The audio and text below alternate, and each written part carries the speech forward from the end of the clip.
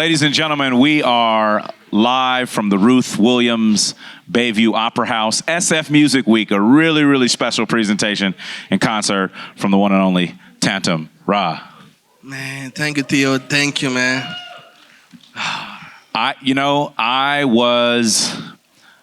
usually listen to rehearsal, but I did not listen to the rehearsal, so I got to, I don't know if you see me moving in the back, but I wish it was you. I want to know how that was feeling like. Yeah, no, it felt good, man. The hype man, who's your hype man? Who's the guy you brought out? And Oh, no, hype man. That's my friend. He's the artist. His name is Yodele, a dope Afrobeat artist as well. Yeah, man, nice. I love the collaboration. That was pretty awesome. I got a set of questions for you, and then we're going to open it up to the group for maybe a question or two. Let's take it back a little bit for when you first started doing music, and when you first got into music. Think about the earliest version of you as a person, as a human being. What did music do for you that nothing else could? So, as we're speaking right now, I'm really nervous. It's weird. It's a weird combo because I talk a lot and I don't talk a lot at the same time. And I get nervous very easily.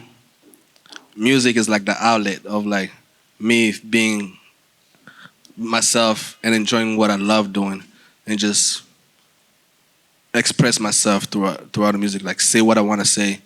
And then I can be myself and I can be somebody else just in my music. So yeah. Yeah, I love the versatility.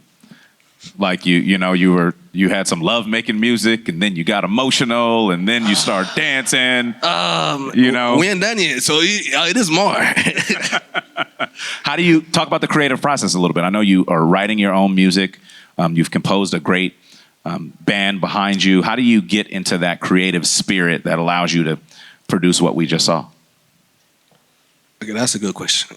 It's a process, and then I feel like every time it comes differently. And for the most part, because I don't call my music Afrobeats.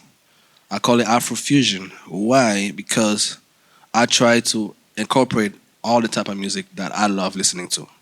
And I know we were all vibing to Fuego.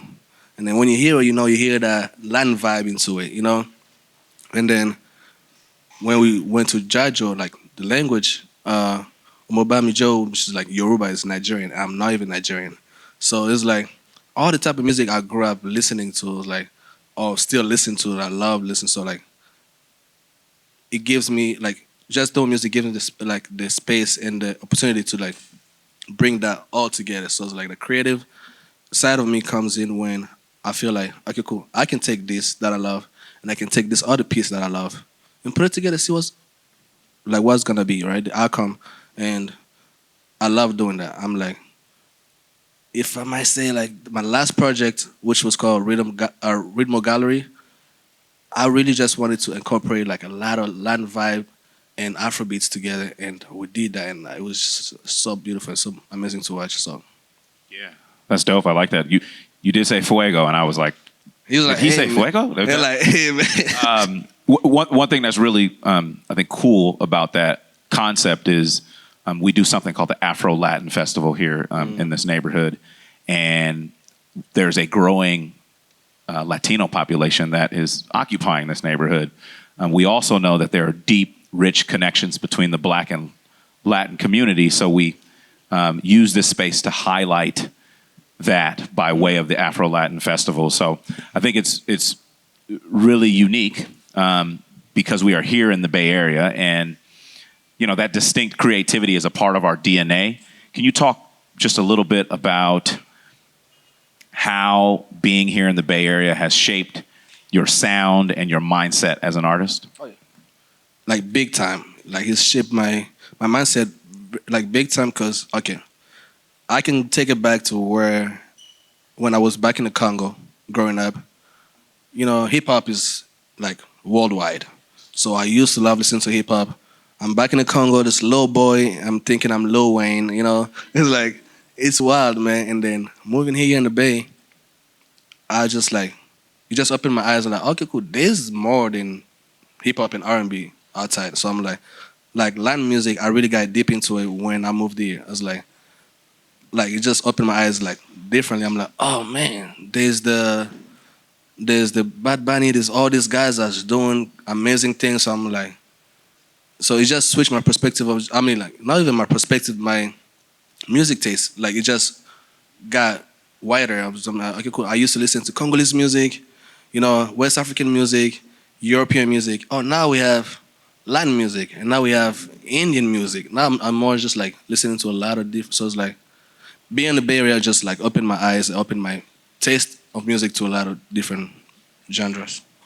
You mentioned the Congo, and I want to just tap into that thought. Obviously, the motherland, Oh, yes, where sir. you are from. When I was listening to some of the music, it felt really rooted and it felt grounded. It felt like there was something deeper than what is sort of on the surface. Can you talk about how those traditions influence your music today and what you do to tap back into those roots to deliver the great music that we heard today? So yeah, I mean, I'm deeply rooted to to the music that I grew up to, the Congolese music and the culture. So it's like, I mean, I still eat Congolese food here today. So I was like, it's just, it's good. So I usually listen to a lot of Congolese music just to keep in touch of like what's actually happening there, what they're doing with the sound now, and I hope later on everybody, because I want to take everybody home with me later on when I'm back performing. So I'm like, and I would love to see some people, get up and dance with me. They're like, it's a vibe. Congolese music is different, but it's also the same to a lot of different music we listen to because we have this genre in the Congo called Congolese rumba. And I know some people are like, yeah, and then rumba is not just Congolese, it's, you go to the Latin side, you find rumba, and rumba is like this genre was so beautiful, the guitar, and like it just speaks to you, right?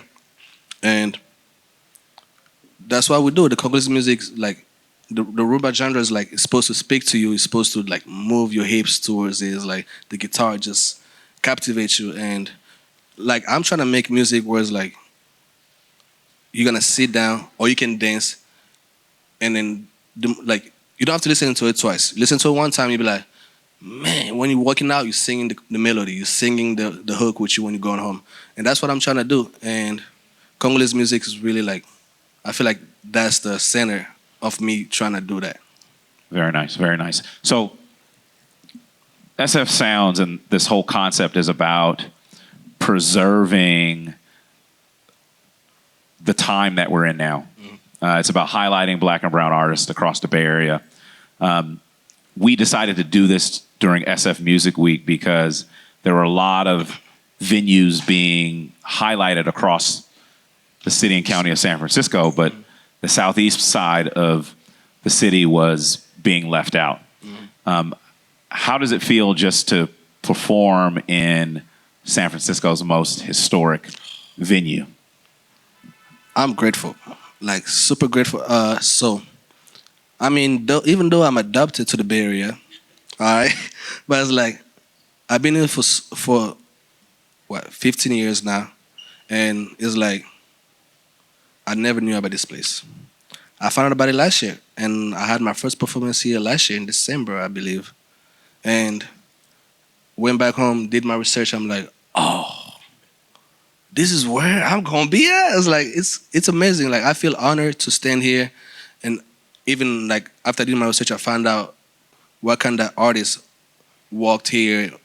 I'm like, man, like me stepping here is like it's an honor. So I really appreciate it. Yes, love it, love it, love it. I want to open it up maybe to a couple questions here in the audience. There should be someone walking around with a microphone somewhere, maybe.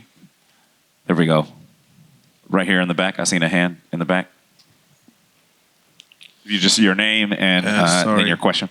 Yeah. So, sorry. My name is Wendy, and I hear that you like the Latin music, and you're trying to mix that up. Like, what makes you do that? Like, is it the energy?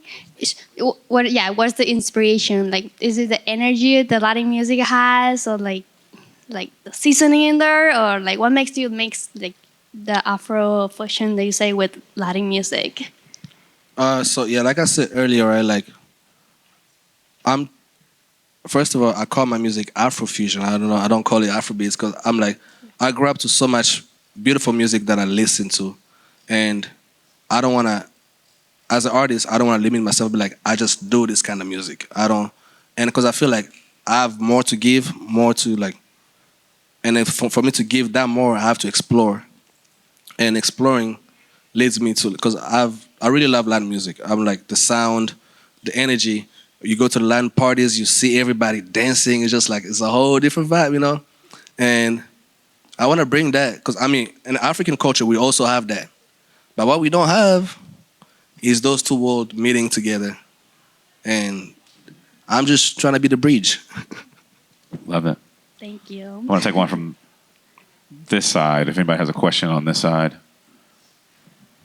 Oh, I see looks on faces. Oh, we got another one back here. Oh, man. My bad. We got one more over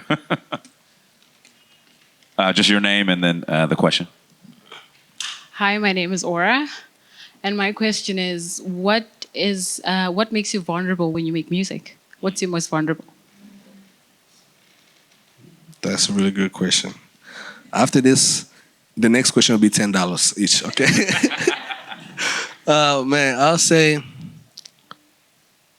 just the process.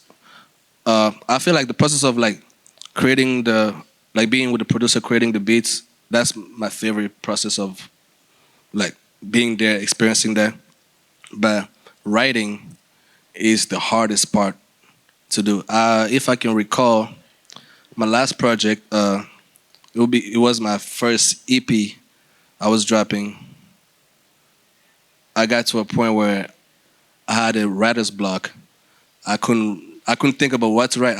I wrote most of the part of the song. I'm like, I need something catchy. And usually I'll be like, oh yeah, vibe with something, and then it comes around. But I'm like, yeah, I couldn't think about anything.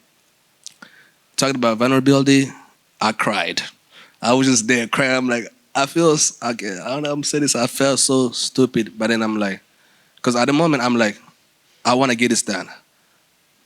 Then it took me like that one song. I came back to it after like 2 months, and then came back, got it done. But after that, I opened up to a lot of different artists. They were like, "Oh yeah, it happens." Like I was like, "Man, I thought it was only me."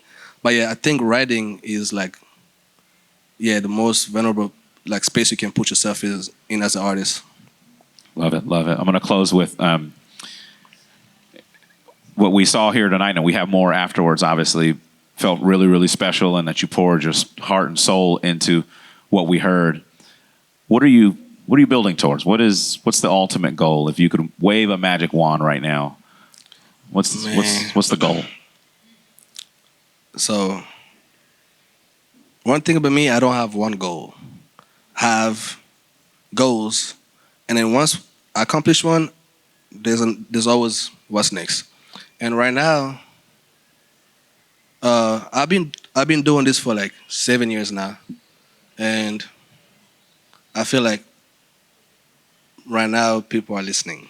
That's different. So like I've been doing it. I'm like, oh cool, people paying attention, and then my goal is just like, I want people to like pay more attention. Not to the new music I'm about to put out. Go back to the old stuff. Like pay attention, and then I wish one day we will be in the Oracle, and then pack it up with my Bay Area people. Like that would be magical. Yeah, man. Much respect, much respect. Ladies and gentlemen, Tantum Ra. Thank you guys. So it's time. I think it's time. You guys ready to hear some more music? All right, brother. Man, let me see how I feel about that. Come on, come on.